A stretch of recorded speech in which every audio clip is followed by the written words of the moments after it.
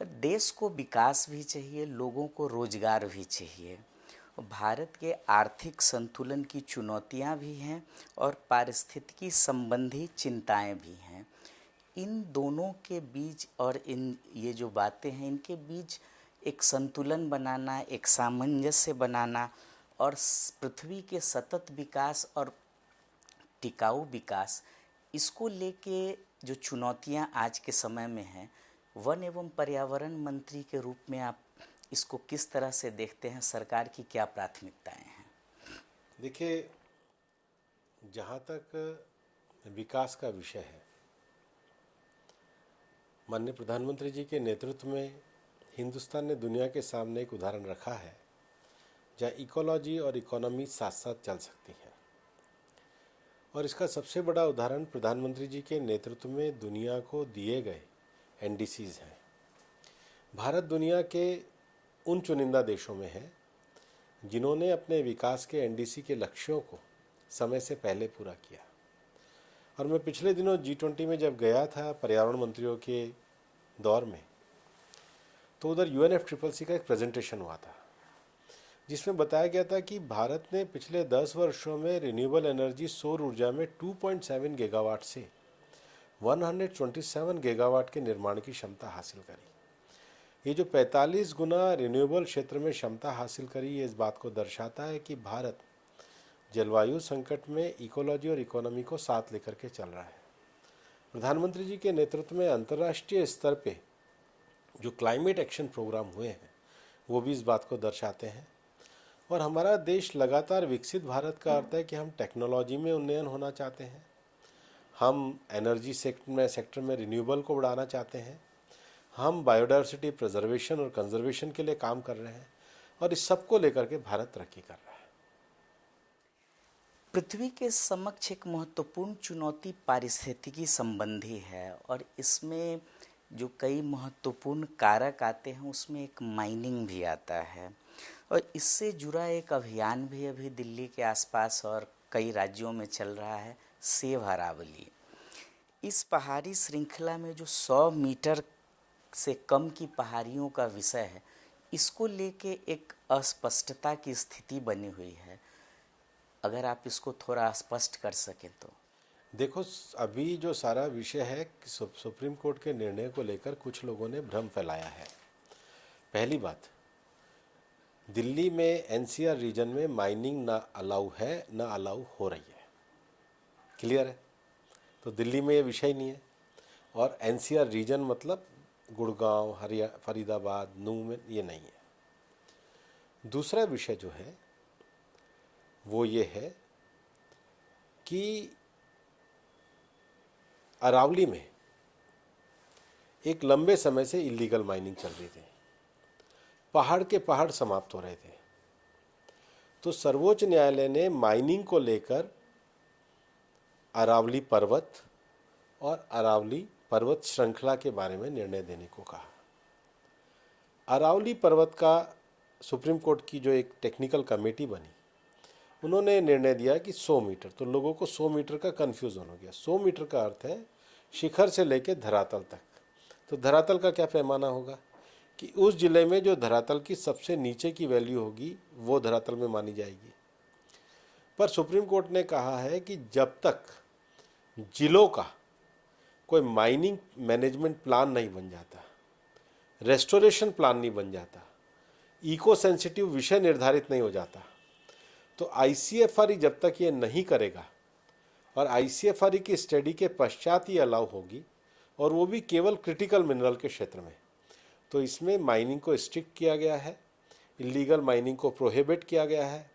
और पहली बार अरावली में आगे भी अगर सस्टेनेबल माइनिंग हो तो उसके लिए प्रॉपर मैप तैयार कराने की बात करिए इको सेंसिटिव जोन के हिसाब से। उच्चतम न्यायालय के इसी फैसले और जो दिशा निर्देश सामने आए हैं उसी को लेके एक भ्रम की स्थिति है कि जो 100 मीटर का पैमाना है वो उसको लेके एक अस्पष्टता है। देखिए, अरावली में माइनिंग का विषय है अभी जो 1,43,000 हेक्टेयर है उसमें 217 किलोमीटर में ही माइनिंग अलाउ है, और वो भी नई माइनिंग अब अलाउ नहीं है। और नई माइनिंग भी अलाउ होने से पहले जब तक मैनेजमेंट प्लान नहीं बन जाता, जब तक चिन्हित नहीं हो जाते, तब तक वो भी अलाउ नहीं है। इसको लेके जिस तरह से कई जैसे राजस्थान में विरोध प्रदर्शन या इसको लेके एक विरोध का स्वर है, आप वो सांसद भी राजस्थान से ही हैं, उसके अलावा भी जिस तरह की का अभियान एक चल रहा है, उसको लेके जो एक मांग उठ रही है कि सरकार उच्चतम न्यायालय में इसको पुनर्विचार के लिए या ये विषय में तो आगे जब तक मैनेजमेंट प्लान नहीं बनेगा, आईसीएफआर की स्टडी नहीं होगी, कोई नई माइनिंग आने ही वाली नहीं है, कोई नई माइनिंग नहीं आएगी। सवाल ये भी उठता है कि जो 100 मीटर से कम ऊंचाई वाली जो पहाड़ियाँ हैं, क्या वह स्वतः जंगल के तौर पर क्लासिफाई उनको किया जा सकता है या जंगल नहीं? जंगल और प्रोटेक्टेड एरिया तो ऑलरेडी प्रोहिबिटेड है। जो प्रोहिबिटेड एरिया है, रिजर्व फॉरेस्ट है, चाहे वो समतल हो चाहे वो पहाड़ी हो, वो प्रोहिबिटेड है। जो रामसर साइट्स हैं उसके 500 मीटर तक प्रोहिबिटेड है। जो इको सेंसिटिव जोन है उसके 1 किलोमीटर तक प्रोहिबिटेड है। इसके अलावा भी जो जगह बची हुई है, अगर वो 100 मीटर की ऊंचाई की है तो उसका ढलान तक प्रोटेक्टेड है।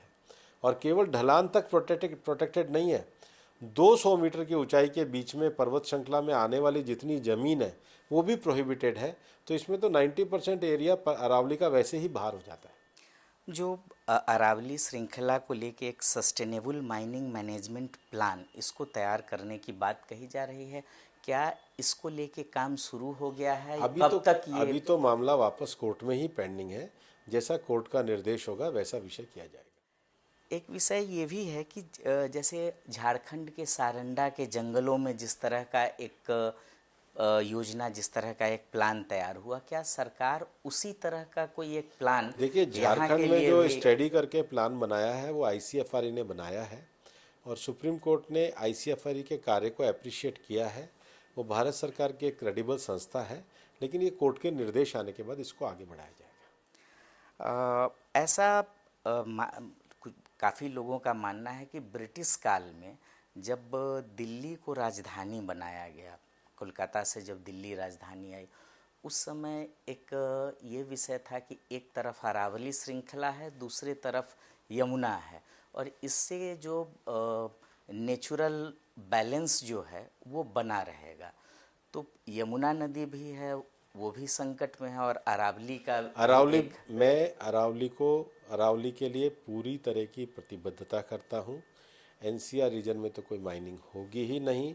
इलीगल माइनिंग पे पूरी तरीके से बैन होगा और इलीगल माइनिंग के बाद जो मैनेजमेंट प्लान है उसके बिना कहीं भी माइनिंग अलाउ नहीं होगी।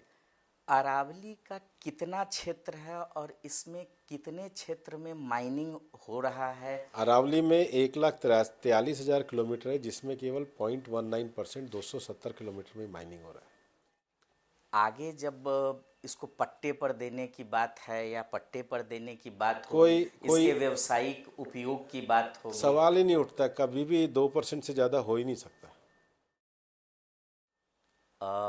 तो अरावली को लेके जो कई राजनीतिक दल हैं, कई राजनेता हैं, जिसमें गहलोत जी भी हैं और कई नेता हैं, इन लोगों का भी बयान सामने आया है और एक बड़ा अभियान राजनीतिक रूप से चल रहा है। कैसे देखते हैं? ये तो सब राजनीति से प्रेरित है। इन्हीं लोगों ने सबसे ज़्यादा इलीगल माइनिंग कराई। इन्हीं के समय में पिटीशन फाइल हुई, इन्हीं के समय में राजस्थान की डेफिनेशन आई, इन्होंने ही 700 से ज़्यादा पट्टे दिए। हम तो बचाने में और इलीगल माइनिंग को पूरी तरीके से रोकने में लगे हैं और राजस्थान की सरकार पूरी तरीके से लगी हुई है। क्या जो अभियान चला रहे हैं पर्यावरणविद हों चाहे और भी अन्य वर्गों के लोग हों, अगर ज़रूरत पड़ी तो क्या सरकार उनसे अप्रोच करेगी, उनसे नहीं, बात सब आइए या कर रही है? हम तो अरावली सेफ के काम में हम लगे ही हुए हैं। खुद कोर्ट ने अपने जजमेंट के पहले दूसरे पैराग्राफ में क्या है कि सरकार का जो ग्रीन अरावली है, अरावली रेस, वो एक बढ़िया प्रोजेक्ट है और हम तो सबको इसमें शामिल होने का आह्वान करते हैं। चलिए ना, अरावली को हम लोग कर ही रहे हैं, सब मिलकर के सेफ करेंगे। अरावली के लिए आप जो 3-4 प्रदेश की जो जनता है उनको क्या अपील करते हैं, क्या आश्वासन देना अरावली चाहते के हैं? प्रिजर्वेशन के लिए हम पूरी तरीके से प्रतिबद्ध हैं। मैं आपको पूरा विश्वास दिलाता हूं, इस जजमेंट के बाद अरावली की इलीगल माइनिंग बंद होगी। एक साइंटिफिक मैनेजमेंट प्लान होगा। साइंटिफिक मैनेजमेंट प्लान को भी ICFR जैसी संस्था द्वारा अनुमोदन होगा। और जो इसमें अरावली पर्वत और पर्वत श्रृंखला का विषय है वो लिमिटेड टू माइनिंग है, लेकिन अनसस्टेनेबल माइनिंग और इलीगल माइनिंग इसमें बंद होगी। जो कांग्रेस के समय में एक लंबे समय माइनिंग में भ्रष्टाचार किया, उस पर रोक लगेगी।